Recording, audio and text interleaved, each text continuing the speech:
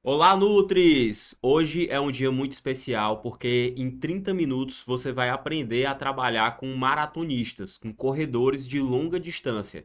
Essa aula foi especialmente desenvolvida para você, nutricionista, que quer se especializar em relação ao trabalho com corredores, tá? Hoje você vai entender como é que é a lógica do cálculo nutricional e quais são os principais pontos que você deve levar em consideração para fazer o ajuste das calorias, do carboidrato, proteína e gordura quando a gente fala de corredores. Eu já vou logo te adiantando, não é simplesmente colocar muito carboidrato. Você sabe que hoje a corrida ela tá um boom.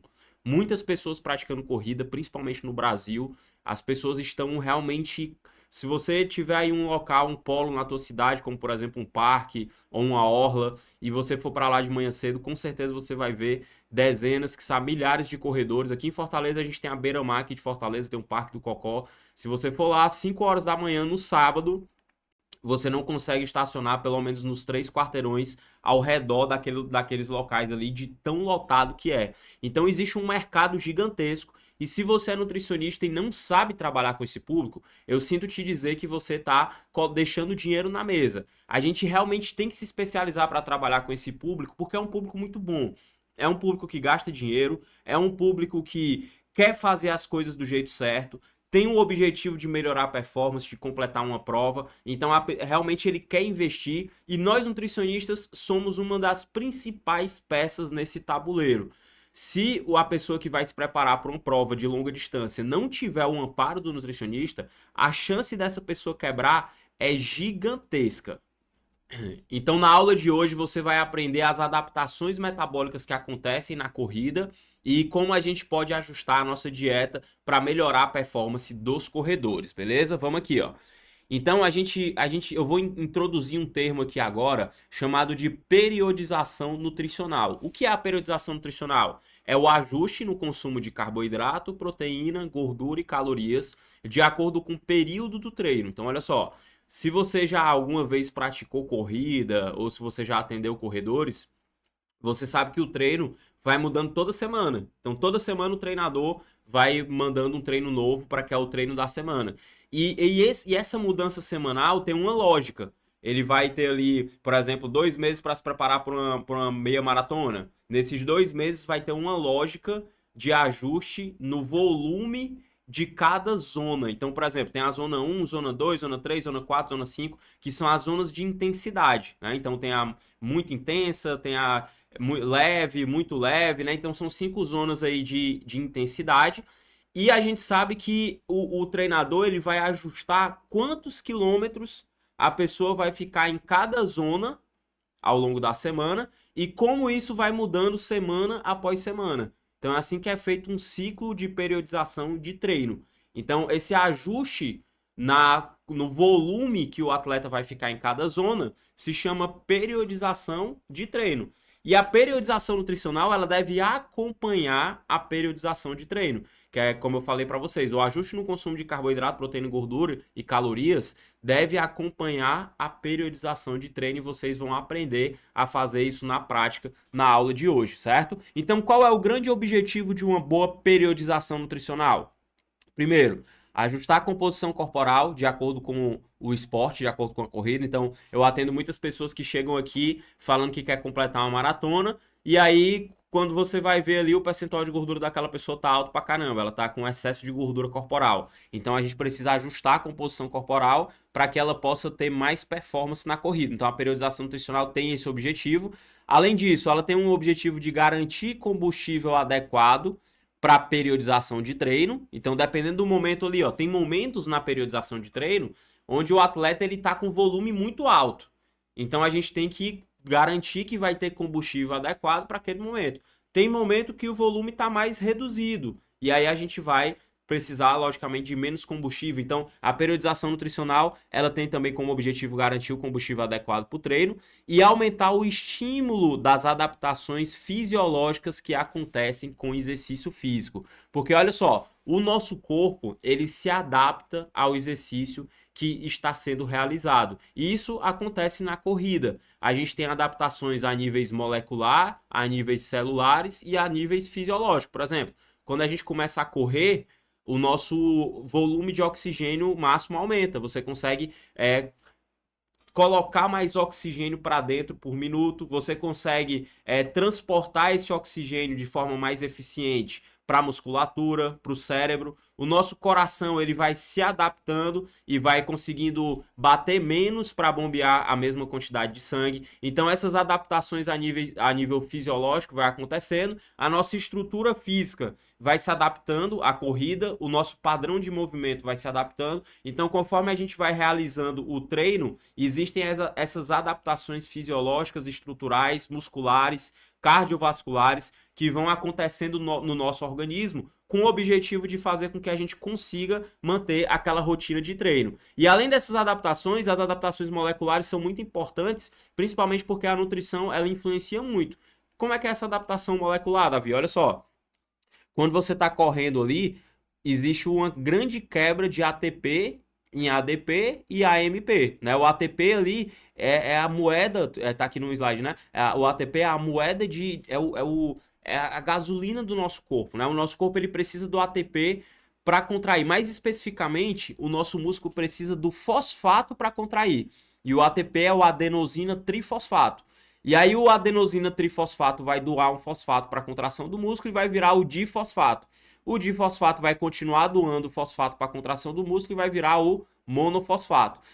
Aí então, durante a corrida, você fica quebrando muito ATP, quebra muito ATP. Então você aumenta a quantidade de AMP dentro da célula.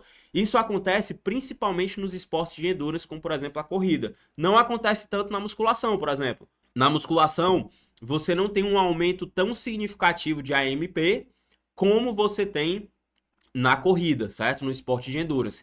Então, esse AMP aumentado vai estimular um sinalizador intramuscular chamado de AMP quinase. O que é o AMP quinase? Ele é um maestro molecular da nossa biologia energética. O AMP quinase, ele vai estimular a glicólise, que é a quebra da glicose, vai estimular ali, vai inibir a síntese de glicogênio, vai estimular a oxidação de gordura, vai estimular o transporte de glicose para dentro do músculo, vai estimular a lipólise, vai inibir a gliconeogênese e ele vai inibir também o mTOR, que é um grande estimulador da síntese proteica. Então, basicamente, o que é que o AMP quinase faz? Ele inibe a síntese e ele estimula a quebra das nossas reservas. Então, se eu estou tendo muito ATP sendo quebrado e o meu AMP quinase ele surge, ele vai aumentar o uso das minhas reservas de energia, o uso da gordura, o uso da glicose. E aí, quando esse AMP quinase ele é estimulado de forma crônica, ou seja, eu estou sempre ali treinando corrida várias vezes na semana, buscando aumentar meu volume, então o AMP quinase está sempre sendo estimulado, ele vai lá no núcleo da nossa célula, estimula a PGC1-alfa, e aquele núcleo da célula vai começar a produzir novas mitocôndrias. Mitocôndrias maiores, mais densas e em maior quantidade dentro da nossa musculatura. E esse processo se chama biogênese mitocondrial. Então, a corrida, ela estimula a biologia molecular de uma forma que vai aumentar a quantidade e a densidade, ou seja, o tamanho das mitocôndrias que a gente tem. Por que isso é importante para a corrida? Porque o metabolismo aeróbico acontece aonde? Na mitocôndria, né? Então lá é que acontece ali a mágica, né? Lá que eu consigo, por exemplo, transformar a glicose entra de um lado e sai do outro o ATP. O ácido graxo entra de um lado e sai do outro o ATP também.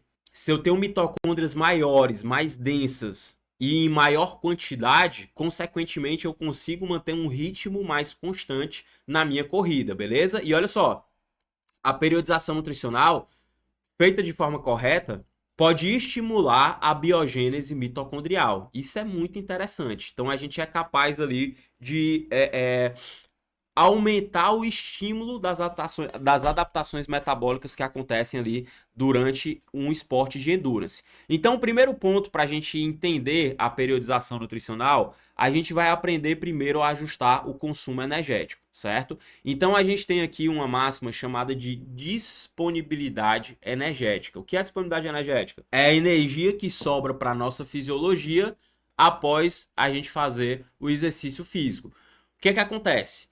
Quando você faz uma dieta para um corredor de alta performance e você coloca pouquíssimas calorias, esse corredor ele vai estar em REDS, que é a síndrome da deficiência energética no esporte. Ele está em risco de desenvolver a REDS.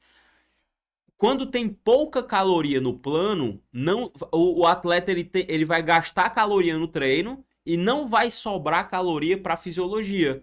Então pode acontecer uma piora na recuperação óssea, uma desregulação a nível de tireoide, uma perda de massa muscular, uma redução nos níveis de testosterona. Nas mulheres pode gerar amenorreia, que é parar de menstruar. Pode acontecer interrupções no ciclo menstrual e essas mulheres ficarem com um ciclo desregulado, diminuir a fertilidade, aumentar o risco de lesões, aumentar o risco de infecções. Então, a síndrome da deficiência energética no esporte é gravíssima, acomete muitos corredores e muitos atletas de endurance de uma forma geral, e a gente precisa tomar bastante cuidado para não colocar o nosso paciente dentro dessa síndrome. E como é que a gente faz para definir as calorias do dia, se o atleta está com uma baixa disponibilidade energética ou não, certo? Então, o que é que a gente vai fazer aqui, ó?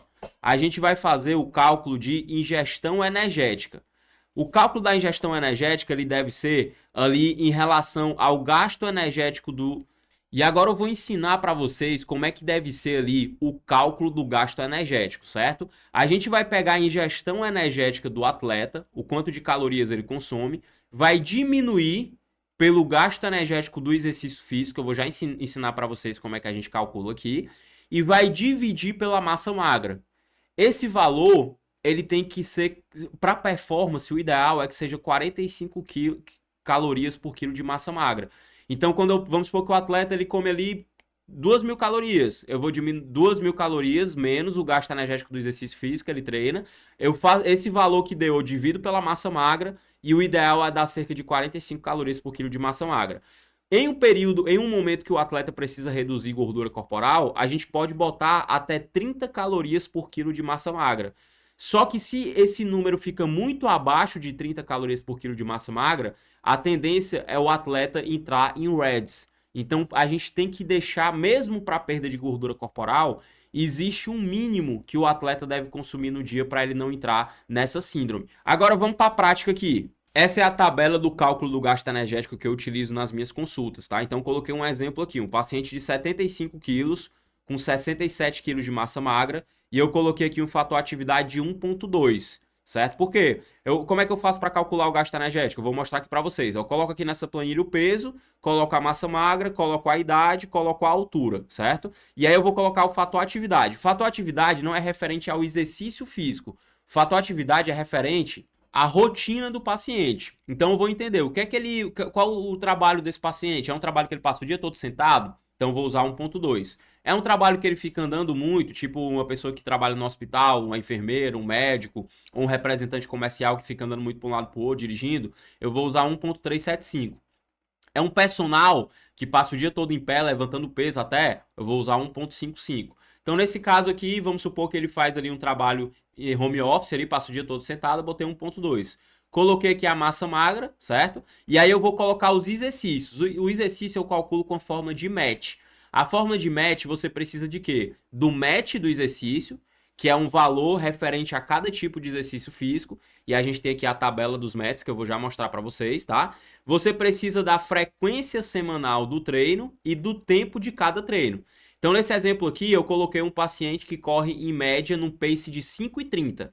Então, quando você for lá atender o teu corredor, você vai perguntar, cara, qual é o pace médio que tu corre? Quando tu vai fazer, por exemplo, um treino longo, aí tu vai falar assim, ó, é lógico que eu sei que isso vai mudando dependendo do treino, mas qual é o teu Z2, assim, um pace que tu consegue manter tranquilo para fazer um treino mais longo? Ele vai dizer. Nesse caso, nesse exemplo aqui, eu coloquei um paciente que faz um pace de 5,30 e ele faz 3 treinos na semana de corrida, mais curtos, de 1 hora, e faz um treino de 100 minutos aqui, que dá 1 hora e 40 minutos, certo? Então ele faz um treino de mais ou menos 1 hora e 40 minutos no sábado e faz 3 treinos de 1 hora na semana no pace de 5,30. Por que eu botei 11,5 aqui? Agora vamos para a tabela de METs, ó. Essa tabela de METs tem todos os exercícios aqui, ó, que a gente vê no consultório. Muay Thai, CrossFit, musculação em várias intensidades, velejo, skate, né? E aí tem também a corrida aqui, ó. Então, na corrida, tem aqui referente à velocidade em quilômetros por hora e o ritmo do lado aqui em vermelho, que é o pace. Então, o 5,30, o mais próximo foi um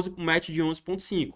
Então, eu coloco aqui, coloquei o 11,5, o tempo em minutos de cada atividade, um dia é mais longo, os outros 3 dias mais curto, e eu coloquei também 3 dias de fortalecimento, ó, que é uma musculação. Eu coloquei aqui um match de 4, que é uma musculação intenso, certo?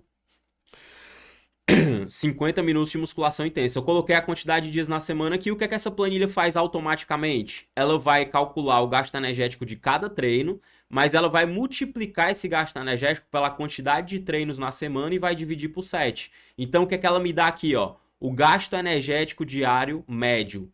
Isso aqui é o gasto energético real do exercício físico do atleta, certo? É o gasto energético diário médio, certo? E aí o que é que a gente vai fazer agora? Agora que eu tenho o gasto energético do exercício, eu consigo saber quantas calorias mínimas o meu atleta tem que consumir. Ó, não são 30 calorias por a disponibilidade do gasto energético, né? 30 calorias por quilo de massa magra e depois a gente tem que tirar o exercício. Então é bem simples. Olha o cálculo que a gente tem que fazer, ó. Agora que eu sei o gasto energético diário médio e que eu sei a massa magra, é só pegar a massa magra, ó, 67 vezes 30, não é o mínimo, né? Vezes 30, dá 2.000 calorias, mas eu tenho que somar o exercício, ó, mais 682. Então, o ideal seria eu fazer uma dieta de, no mínimo, 2.692 calorias. Se esse atleta gasta 3.051 calorias aqui quando eu uso a fórmula de Cunningham, ó, tá vendo? Então, mesmo que eu queira trabalhar uma dieta para perda de gordura corporal, não é ideal fazer uma dieta com menos de 2.700 calorias. Agora vamos aqui a algumas ressalvas práticas. Você vai atender pessoas que fazem corrida, por exemplo, bota aqui para mim, que treinam corrida, mas que na verdade elas não têm essa performance toda, não são atletas de elite, atletas de ponta. Então assim, elas não vão provavelmente sofrer de REDs. Então nesse caso, você pode botar um pouco menos de calorias, mesmo que esse consumo calórico dê menos de 30 calorias por quilo de massa magra quando a gente faz o cálculo da disponibilidade energética. É importante também você ver o consumo atual do atleta. Se tiver muito distante desses 30 quilocalorias por quilo de massa magra, por exemplo, eu vi aqui que é 2.700 calorias. Se ele tiver comendo 1.900 calorias, eu não vou aumentar de 1.900 para 2.700 em uma consulta. Mas eu vou buscar chegar mais próximo de 2.700. Sabe qual era o ideal mesmo para esse atleta consumir? Vamos supor que ele já está com um percentual de gordura baixo, com um percentual de gordura ideal para a modalidade, e agora a ideia é só performar. Ele quer atingir o máximo de performance e ele é um atleta de ponta. O quanto que ele precisaria consumir? Vamos ver aqui, ó. 45 vezes, 45 quilos por quilo de massa, vezes 67, 45 calorias por quilo de massa magra, mais o exercício, 682. O ideal seria fazer uma dieta de 3.700 calorias para esse atleta. A maior parte dos corredores que eu atendo na minha realidade como nutricionista estão muito distantes desse cálculo de 45 quilocalorias por quilo de massa magra em relação à disponibilidade energética, muito distante. Então eu vou subindo gradativamente. E quando eu consigo atingir essas 45 quilocalorias por quilo de massa magra, é impressionante a melhora de performance que esses atletas têm, beleza? Então, via de regra, a gente vai calcular o gasto energético do exercício físico, certo? Gasto energético diário médio, então você vai calcular de cada treino, vai somar tudo e dividir por 7. Essa planilha facilita muito esse cálculo. No final dessa aula eu vou falar para vocês como vocês podem ter essa planilha também, tá certo? Então, depois que a gente tem um gasto energético diário médio, né, 682 calorias aqui nesse caso, você vai pegar 30, vai multiplicar pela massa magra e vai somar o gasto energético do exercício. Pronto, aqui a gente tem o mínimo que deve consumir. Se o atleta estiver muito longe desse mínimo, você vai subindo gradativamente. E o ideal, você vai multiplicar 45 por 67 e vai somar o gasto energético diário médio do exercício. 3.697 calorias é o ideal e a gente vai chegando lá gradativamente, beleza? Agora que a gente já pegou a parte das calorias, vamos falar da composição de macronutrientes. Aqui a gente tem a glicólise ali que acontece no citossol da nossa célula, certo? Então, olha só, a glicose vai ser toda quebradinha aqui até formar o piruvato. E aqui a gente tem uma enzima que é muito importante, que é a piruvato desidrogenase. E quando essa enzima ela atua, a gente consegue converter o piruvato em acetil-CoA. Então, a gente consegue transformar esse piruvato em ATP a partir da mitocôndria. Isso é o ideal de acontecer na corrida, tá certo? Então a piruvato desidrogenase é uma enzima chave. Se eu não tiver oxigênio, então, ou seja, se eu estiver dando um tiro ou então muita intensidade, esse piruvato ele vai ser convertido pela lactato desidrogenase em lactato, certo? Então a gente tem aí essas duas vias quando a gente faz a glicólise. E o que acontece na corrida é que eu tenho a atuação da piruvato desidrogenase durante esse processo. E aí a gente tem aqui os estoques de energia e o exercício físico. Ó.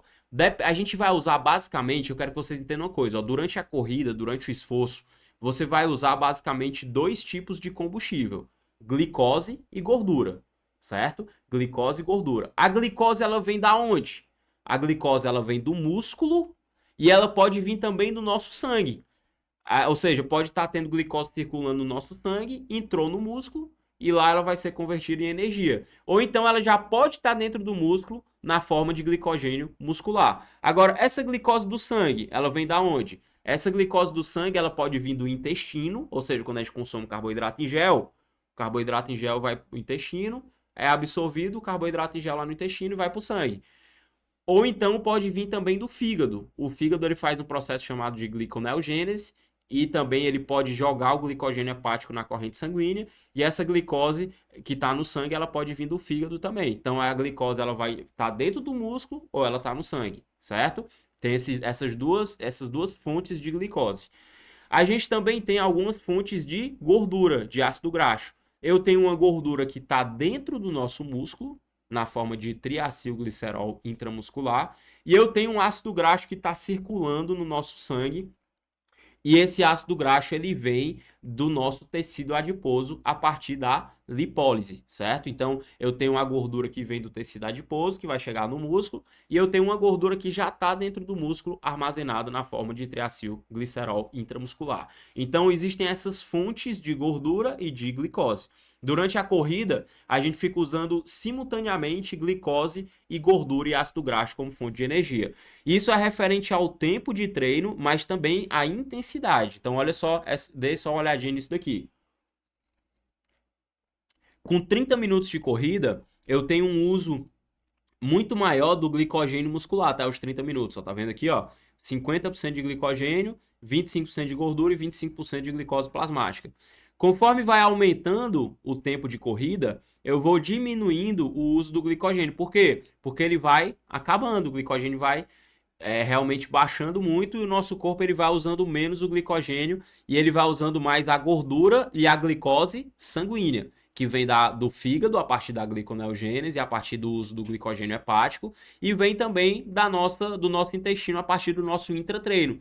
Por isso que é importante consumir glicose durante o exercício físico, durante o treino, para que você consiga ali ter a quantidade de glicose suficiente para ser utilizado na hora do exercício, essa glicose que vem ali do nosso sangue, beleza? Olha só, um exercício de 2 horas de duração, você já tem um nível de utilização de gordura bem importante ali, né? Glicose sanguínea mas além do tempo do exercício, eu também tenho a intensidade.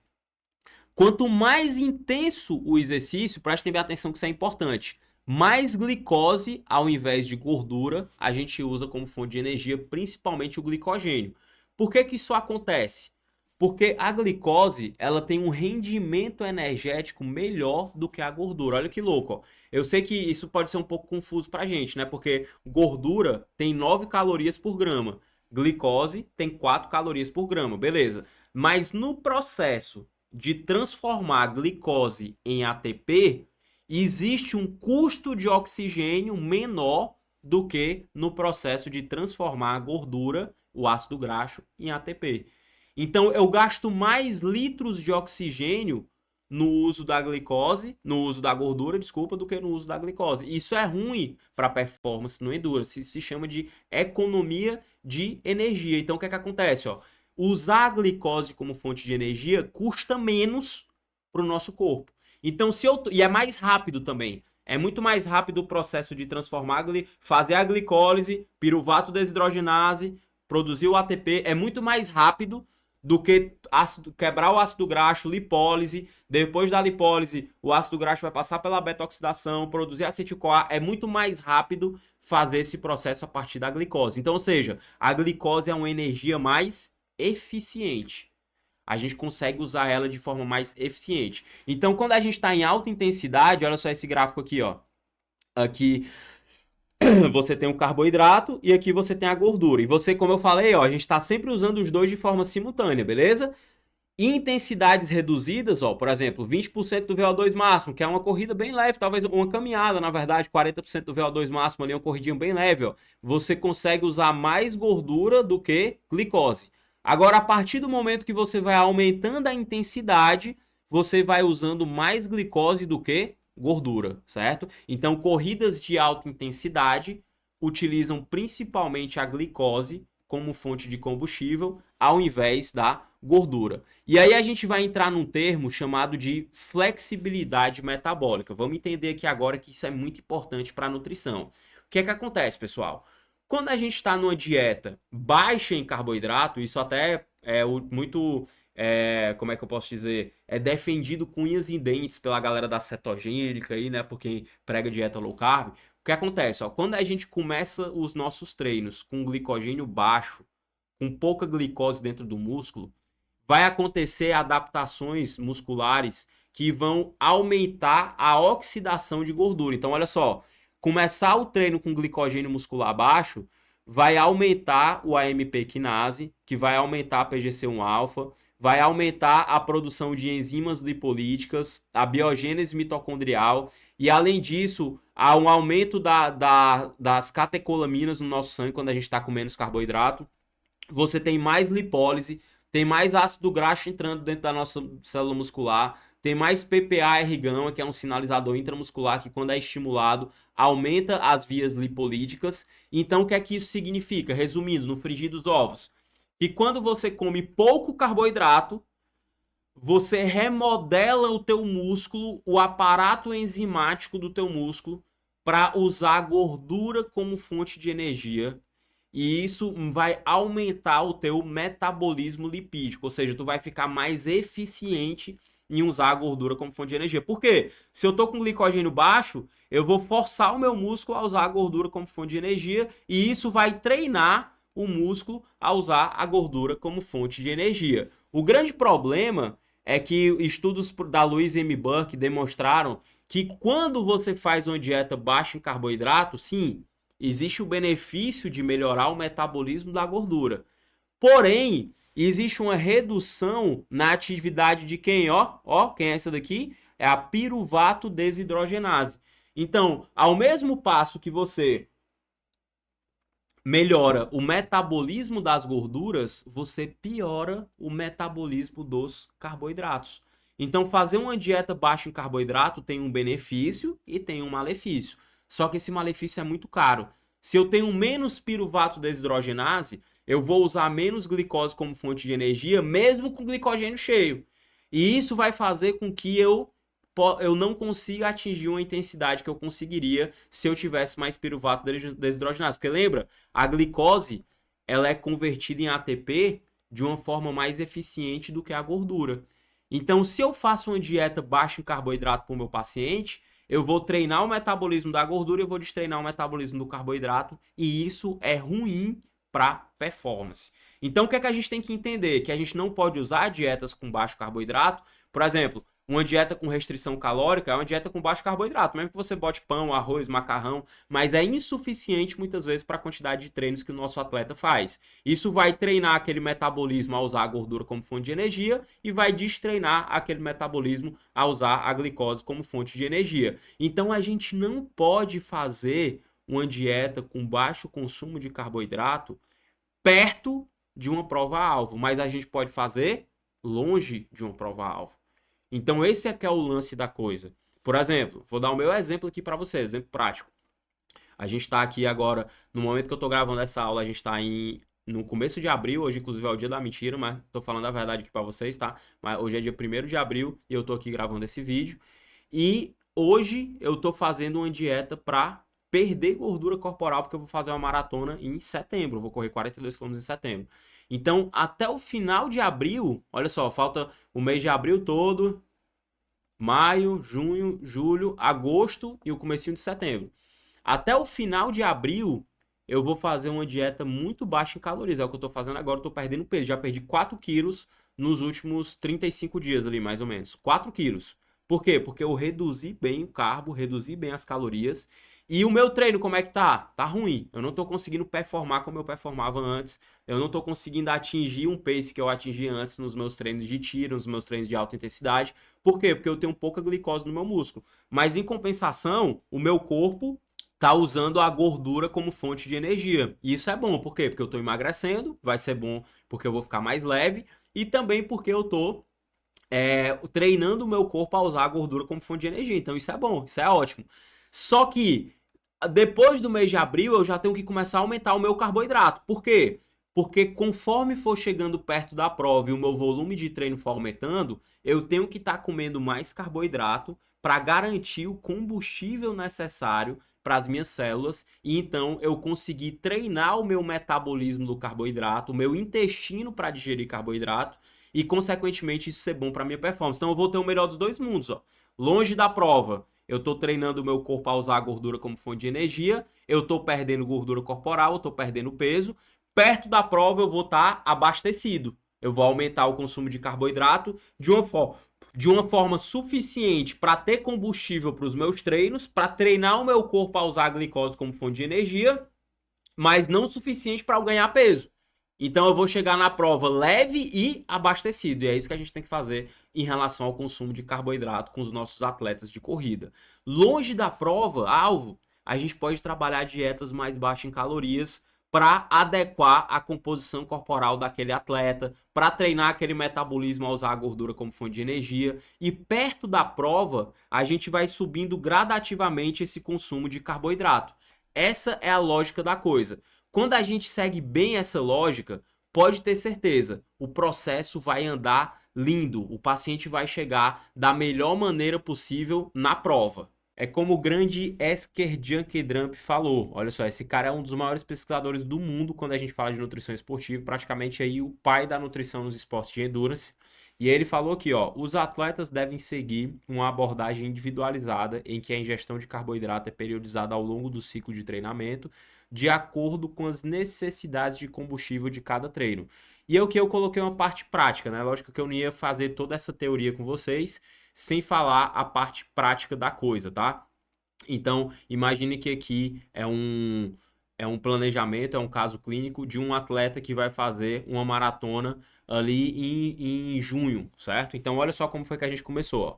Na primeira consulta, em novembro, certo? A maratona é em junho e ele foi em novembro. Ele tava ali com um percentual de gordura acima do adequado, né, para a sua modalidade, né? Então a gente começou o quê? Com uma dieta restritiva, uma restrição de 40%.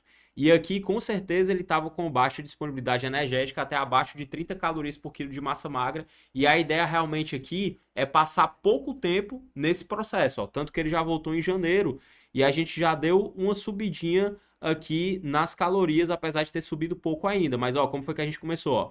128 gramas de proteína, que dá 1,6 gramas de proteína por quilo de peso. Ah, Davi, mas só isso? Deixa eu te falar. Proteína nos esportes de endurance é importante, sim. Por quê?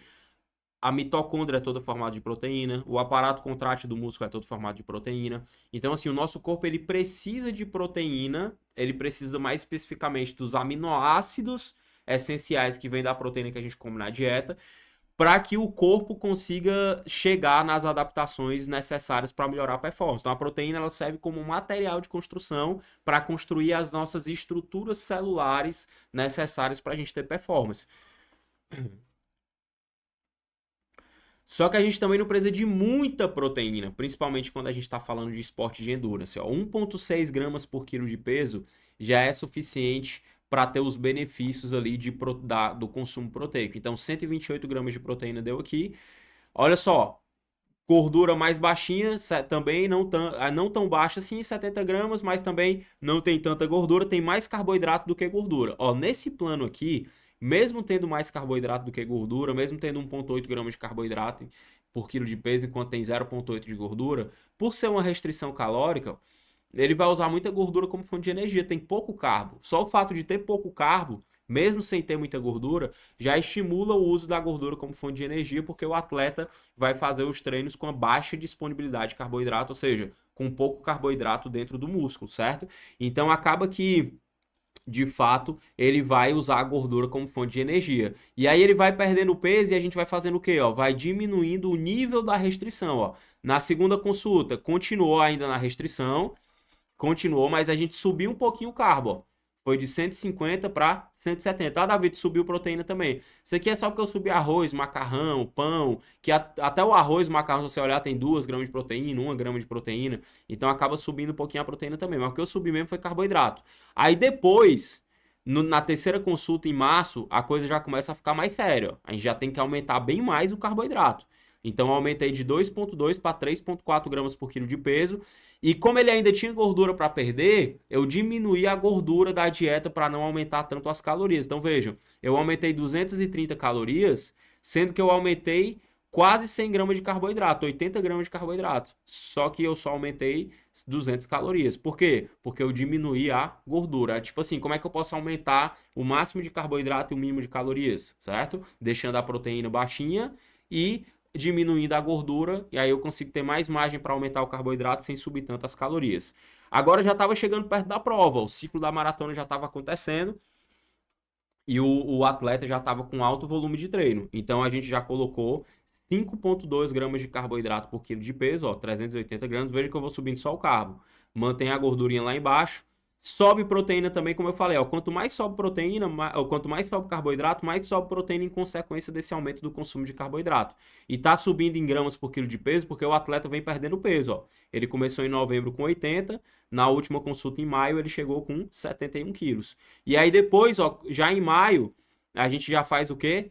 6,3 gramas de carboidrato por quilo de peso, 450 gramas de carbo. Proteína acabou ficando em 2 gramas por quilo. Ó. No final das contas, da primeira dieta para a última, foram ali cerca de 12, 14 gramas de proteína a mais, né, no planejamento, certo? Só que essa quantidade de proteína a mais foi mais uma consequência do aumento de consumo de carboidrato do que um aumento de proteína mesmo. É muito difícil fazer uma dieta de 2.900 calorias para um atleta com 450 gramas de carboidrato sem ter ali menos de 2 gramas de proteína por quilo, né? Por quê? Porque até o arroz, o macarrão também vai ter um pouquinho de proteína. Mas qual é a lógica da coisa? Longe da prova, menos calorias. Conforme vai chegando perto da prova, você vai aumentando gradativamente o consumo calórico, mantendo a gordura baixa, aumentando o carbo e deixando a proteína na medida em pelo menos 1,6 gramas por quilo de peso. Então o atleta chegou com sobrepeso, chegou com percentual de gordura alto e ele conseguiu fazer a prova ali no seu RP. Ele queria fazer a prova com menos de 4 horas de duração e ele fez em 3 horas e 48 minutos, né? Fez num ritmo muito bom, 5,22 lá no Rio de Janeiro. Então é um caso clínico real, realmente que eu atendi aqui na clínica e trouxe aqui para vocês. Então olha só as recomendações de ingestão de carboidratos. De 6 a 10 gramas por quilo de peso por dia. Essa é a recomendação de ingestão de carboidrato para performance, certo? Então o nosso alvo vai ser sempre chegar lá, em 5, 6 gramas de carboidrato por quilo de peso. Muitas vezes o atleta vai estar comendo bem menos do que isso. Então a gente vai fazendo essa subida gradativa, conforme vai se aproximando da prova, para que o atleta tenha mais performance. Deu para pegar uma noção de como trabalhar com atleta de endurance? Imagina, isso aqui é só a ponta do iceberg. Com certeza assistindo essa aula você vai se sentir mais seguro ali para ajustar a composição de calorias, carboidrato, proteína, gordura, de acordo com cada fase do treino do atleta. Deu para pegar a lógica por trás. Mas eu não conseguiria falar tudo sobre o atendimento no endurance numa única aula. Por isso que agora eu vou te apresentar uma oportunidade para você se diferenciar no mercado, para você ter a nossa planilha do cálculo do gasto energético e não só aprender a trabalhar com corredores, mas aprender também a trabalhar com triatletas, com atletas de crossfit, com pessoas que têm obesidade e querem emagrecer e têm dificuldade porque não conseguem mudar o comportamento alimentar, mulheres que já são atléticas e querem ficar mais atléticas ainda. Eu quero que você conheça agora o Nutri News Academy. Olha só aqui. O Nutri News Academy, ele une nutrição comportamental, nutrição esportiva, nutrição clínica e exames laboratoriais, com marketing comercial e financeiro, para que você tenha segurança para atender todos os perfis de pacientes que aparecem no teu consultório e faturar alto, ter mais retornos pagos e mais indicações. A gente faz isso através de 5 cursos completos que a gente tem dentro da nossa plataforma. Um desses cursos é o Nutrição nos Esportes, que você teve uma pitadinha aqui do que é esse curso. Imagina, ó, isso aqui foi uma partezinha, mas existem 4 módulos com 23 aulas completas que vão te ensinar a trabalhar com todas as modalidades esportivas que aparecem no consultório, desde atletas de combate até corredores, triatletas, crossfiteiros, atletas de musculação. A gente te ensina sobre comportamento, a gente tem aqui a fórmula do atendimento completo, você vai aprender a calcular a dieta, vai aprender a fazer a dieta na hora da consulta, vai aprender a evoluir o paciente consulta após consulta. Importante te dizer também que a gente traz vários casos clínicos que tem dentro da plataforma. Nesses casos clínicos eu mostro o cardápio, o cálculo nutricional, como eu evoluí a dieta, consulta após consulta. Então, realmente, a ideia é te ensinar de forma prática, mas com a teoria necessária para você trabalhar com nutrição baseada em evidências e gerar resultado para todo mundo que te procura. Além disso, a gente também vai te entrega a planilha de atendimento, que tem toda a anamnese com as perguntas que você deve fazer. Inclusive, a gente tem uma aula ensinando a usar a planilha. Tem a planilha do cálculo do gasto energético com várias fórmulas aqui que você pode utilizar, bastando colocar os dados aqui. Tem a planilha também dos METs e a gente te ensina a usar detalhadamente essa planilha, tem uma aula só para isso. A gente tem a planilha de exames laboratoriais que você coloca os exames, já tem as referências adequadas, os comentários, baseado no nosso módulo de exames laboratoriais que tem no nosso curso. Tem a planilha da avaliação física, então você coloca aqui os dados do teu paciente e ele já dá o percentual de gordura por várias fórmulas diferentes. A gente te ensina a usar também. E além disso, a gente tem um pós-atendimento individualizado. O que é que isso significa? Que você vai ter o nosso contato do WhatsApp, você vai assistir às aulas, e qualquer dúvida você pode perguntar para a gente que a gente vai te responder com no máximo 24 horas. Além disso, tem um grupo VIP dos nutricionistas. Todo dia as pessoas estão lá trocando experiências sobre casos clínicos. E eu mando áudio lá falando das minhas experiências do dia a dia. Um grupo exclusivo só para quem faz parte do Nutri News Academy. Então, de fato, é muito mais do que uma plataforma com várias aulas. Além de ter todas as aulas, tudo que você precisa em um só lugar, a gente também te dá todo o suporte via WhatsApp. Você ainda vai participar de um grupo especial para nutricionistas. O detalhe, garantia incondicional de 15 dias. Isso significa que você vai poder entrar na plataforma, baixar a nossa planilha do cálculo do gasto energético, a nossa planilha de atendimentos. Você vai poder assistir às nossas aulas, começar a aplicar na tua rotina de consultório. E se por acaso você achar que não é para você, você tem 15 dias para solicitar o teu reembolso e a gente te reembolsa de forma integral, beleza? Então, risco zero, satisfação garantida ou o teu dinheiro de volta. Olha só a opinião dos nossos alunos aqui, a gente pode ver aqui no grupo, o pessoal falando aqui, realmente tem muito depoimentos, até depoimentos grandes, ó, o Nutri News foi um dos melhores cursos que eu já comprei, o Nutri News foi uma excelente escolha, a didática do Davi é sensacional, com certeza eu lembro de você, sim, sou viciado nas aulas semanais do Nutri News, olha só. Então as pessoas aqui que estão com a gente realmente gostam e atestam que a nossa metodologia faz total sentido e a ideia realmente é pegar na tua mão para você se sentir seguro para atender todos os perfis de pacientes que aparecem no teu consultório. Facilmente eu poderia cobrar por esse produto mentoria individual, você vai ter acesso a mim aqui no WhatsApp, a gente vai trocar figurinha no dia a dia. Produtos desse tipo são 3 mil, 4 mil reais, mas o Nutri News Academy é apenas 12 vezes de R$ 51,40, ou seja, você vai pagar menos de uma pizza por mês para ter o acesso anual à nossa plataforma ou à vista de R$ 497 no débito, crédito ou Pix, beleza? Então já começa a se diferenciar no mercado, o boom da corrida, o boom das mulheres querendo ficar magrinha definida, o boom das pessoas com obesidade usando as canetas. O mercado tá sensacional, nunca teve tão bom. Não perde a oportunidade de entrar agora no Nutri News Academy para você surfar essa onda, beleza? Então já clica aqui no link que está na descrição desse vídeo, faz a tua matrícula e a gente se encontra no Nutri News Academy.